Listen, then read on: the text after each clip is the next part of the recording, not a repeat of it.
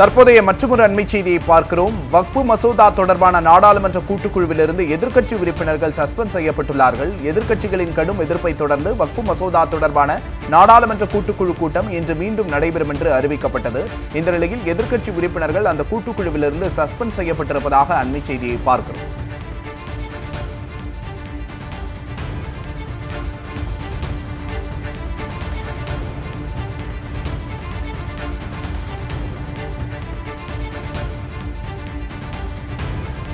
தொடர்பான நாடாளுமன்ற கூட்டுக்குழுவிலிருந்து எதிர்க்கட்சி உறுப்பினர்கள் சஸ்பெண்ட் செய்யப்பட்டிருப்பதாக அண்மை செய்தியை பார்க்கிறோம். இது தொடர்பான கூடுதல் விவரங்களை எமது செய்தியாளர் பால்முருகனிடம் கேட்கலாம். வணக்கம் பால்முருகன், என்ன நடந்தது? கூடுதல் விவரங்கள்.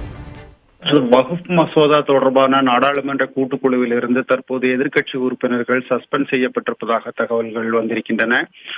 அதாவது எதிர்க்கட்சி உறுப்பினர்கள் தொடர்ந்து அவர்களுடைய கருத்துக்கள் முழுமையாக கேட்கப்படவில்லை, அவசர கதியில் இந்த கூட்டங்கள் நடத்தப்படுவதாக தொடர்ந்து எதிர்க்கட்சி உறுப்பினர்கள் குற்றம் சாட்டி வருகிறார்கள். கடந்த சில நாட்களாகவே லக்னோ, பாட்னா, கொல்கத்தா போன்ற நகரங்களில் இந்த கூட்டங்கள் நடைபெற்றன. அதன் தொடர்ச்சியாக இன்றும் நாளையும் டெல்லியில் கூட்டம் நடைபெறுவதாக அறிவிக்கப்பட்டிருந்தது. ஆனால் எதிர்க்கட்சி உறுப்பினர்கள் அடுத்தடுத்து கூட்டம் நடத்தினால் தங்களுக்கு முக்கிய கருத்துக்களை தெரிவிக்கவோ அதற்கான ஆவணங்களை தயார் செய்து தாக்கல் செய்யவோ இயலாத சூழ்நிலை இருப்பதால் அதனை ஒத்திவைக்க வேண்டும் என்று கேட்டிருந்தனர். ஆனால் அதனை ஏற்க குழுவினுடைய தலைவர் ஜெகதாம்பிகா பால் தொடர்ந்து மறுப்பு தெரிவித்து வந்தார்.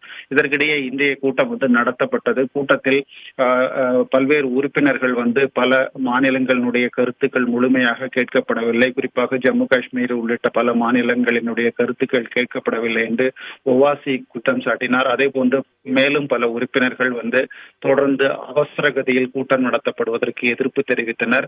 இதனைத் தொடர்ந்து தற்போது எதிர்ப்பு தெரிவித்த எதிர்க்கட்சி உறுப்பினர்கள் அனைவரும் இந்த கூட்டத்தில் இருந்து குழுவிலிருந்து நீக்கப்பட்டிருப்பதாக தகவல்கள் வெளியாகி இருக்கின்றன.